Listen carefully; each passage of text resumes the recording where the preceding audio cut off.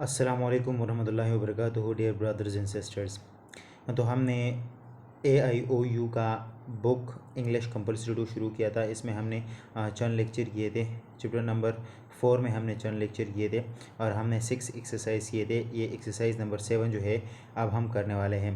तो टाइम को ज़ाय किए बगैर लेक्चर की तरफ बढ़ते हैं। यहाँ पर इस चैप्टर में हमने काज एंड इफ़ेक्ट को स्टडी किया कि हमारे पास क्या काज क्या है और इफ़ेक्ट क्या चीज़ है। यहाँ पर इस एक्सरसाइज में आपसे पूछा गया है कि आपने कोई से दो इफ़ेक्ट्स जो काज आपको दिया गया है उसके दो इफ़ेक्ट्स आपने लिखने हैं।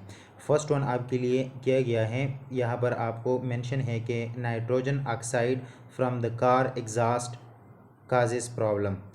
जो नाइट्रोजन ऑक्साइड कार से एग्जॉस्ट होते हैं यानी हवा में छोड़े जाते हैं, तो इससे क्या क्या इफ़ेक्ट हो सकता है। तो वन इफ़ेक्ट हो सकता है, one effect is that air pollution will आकर कि हमारे पास एयर पॉल्यूशन ऐसे हो सकता है। People will suffer from various disease, और जब एयर पॉल्यूशन होगा तो इसकी वजह से लोगों में बीमारियां बढ़ती चली जाएंगी।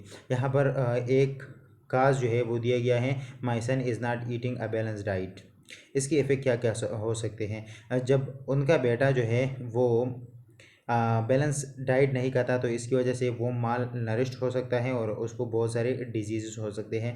मसलन कैटरेक्स हो सकता है, उनको रैकेट्स हो सकता है, आस्ट्रोमलेशिया हो सकता है, आस्ट्रोपोरोसिस हो सकता है और भी बहुत सारे डिजीज़ हो सकते हैं।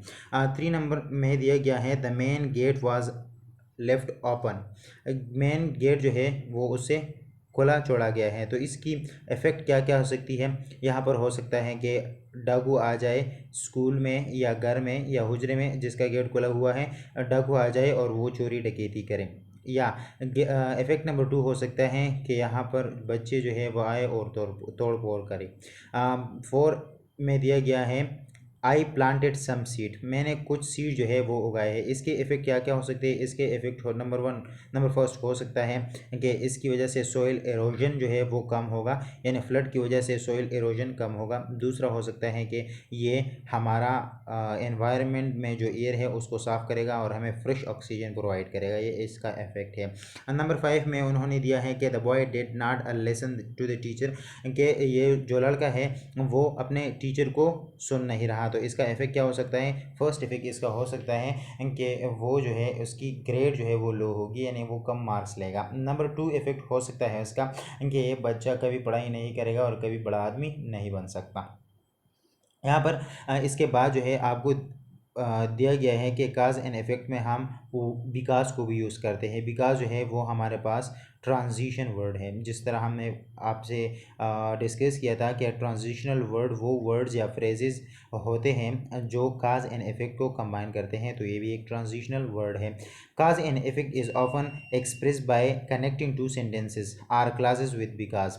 बिकॉज जो वर्ड है ये कंजंक्शन है और ये टू सेंटेंसेस या टू वर्ड्स को आपस में कनेक्ट करते हैं। जिस तरह आपको नीचे जो है वो दिया गया है कि Ayesha went shopping why she needed to buy bread and butter. इन दोनों सेंटेंस को कनेक्ट करने का मदद जो करती है वो है because. Ayesha went shopping because she needed to buy bread and butter. We can also say it another way, because she needed to buy bread and butter Ayesha went shopping. इन दोनों सेंटेंसों पर अगर आप गौर करें तो फर्स्ट सेंटेंस में हमारे पास जो है वो वेंट शॉपिंग वो खास दिया गया है। बिकॉज शी नीडेड, क्योंकि इसकी वजह जो है इसकी खास जो है वो क्या थी कि उसको बटर और ब्रेड चाहिए थी। यानी पहले जो है वो इफ़ेक्ट दिया है कि उसकी इफ़ेक्ट यानी रिज़ल्ट क्या थी, फिर उस उन्होंने खास दिया हुआ है। जब सेंटेंस में पहला इफ़ेक्ट आएगा तो फिर इसमें कामा इस्तेमाल नहीं होगा, और जब सबसे पहले खास आएगा सेंटेंस में तो सेंटेंस के काज वाला पार्ट के बाद हमने ज़रूर कामा लगाना है। जिस तरह आप यहाँ पर देख सकते हैं ये हमारे पास उन्होंने कामा लगाया है। फिर कुछ और एक्सरसाइज भी उन्होंने आपको दिए हैं कि notice that when you use because at the beginning of the sentence you must use अ खामा आफ्टर द फर्स्ट पार्ट। ये मैंने आपको बताया। रीड 2 मोर एग्जाम्पल, तो और एग्जाम्पल आपको दिए गए हैं। I like butterflies why they are pretty. I like butterflies because they are pretty, because they are pretty I like butterflies.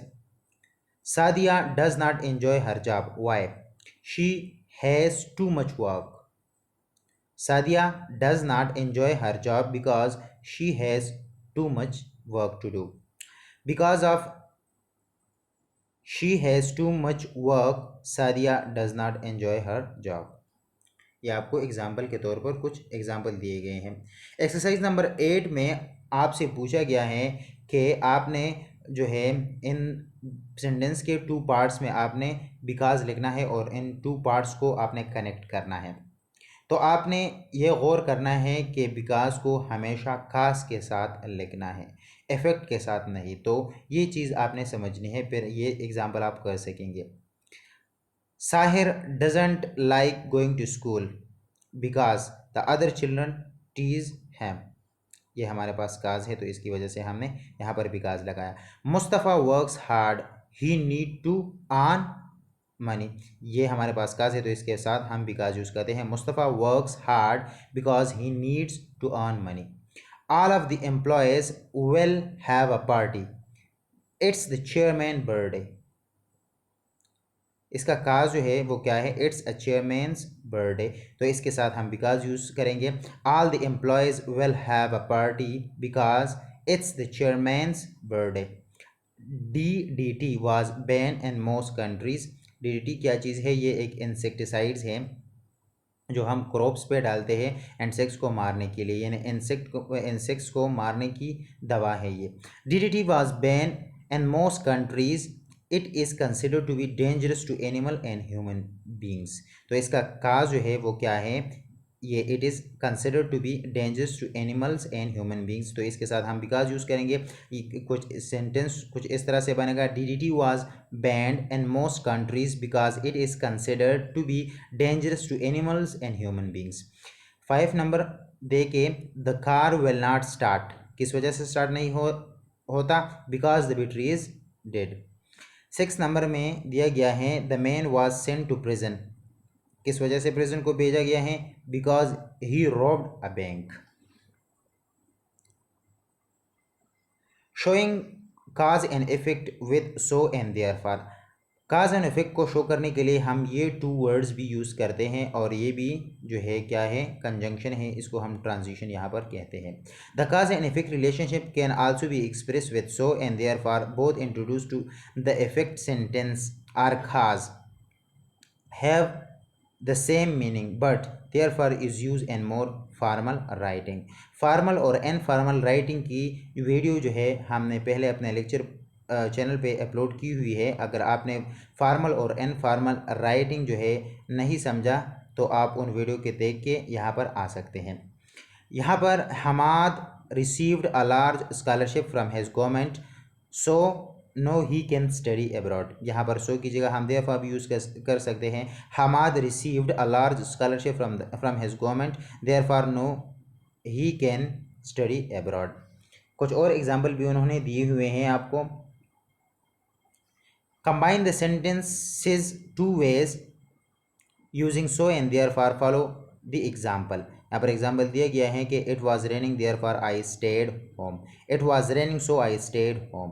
तो ये आप कह सकते हैं कि Ali wants to be a top tennis player therefore Ali practises 4 hour a day. यहाँ पर सो भी यूज़ कर सकते हैं और देयरफॉर भी यूज़ कर सकते हैं। The Malik family dislike harsh winters because the Malik family move from Chitral to Pindi, therefore या सो, बिकॉज नहीं, सो या therefore. And Pakistan building a house is become more expensive every year therefore many families live in the rent houses. यहाँ पर सो भी use कर सकते हैं और देयरफॉर भी यूज़ कर सकते हैं। The bus fair is increase so और therefore it prefer to walk. Forests are being destroyed, many species of wildlife are becoming extinct। तो यहाँ पर हम इस सेंटेंस के बाद सो भी यूज़ कर सकते हैं और देयरफॉर भी यूज़ कर सकते हैं। एक्सरसाइज नंबर 10 जो है वो हमने आगे आने वाले लेक्चर में करना है। यहाँ तक अगर आपको हमारी वीडियोस पसंद आई होगी तो चैनल को सब्सक्राइब कीजिएगा और बेल के आइकन को भी दबा दीजिएगा, ताकि हर आने वाली वीडियो बर वक्त आप तक मिलती रहे और तमाम कोर्स आप हमसे कर सके। Thank you so much. जज़ाकुमुल्लाह।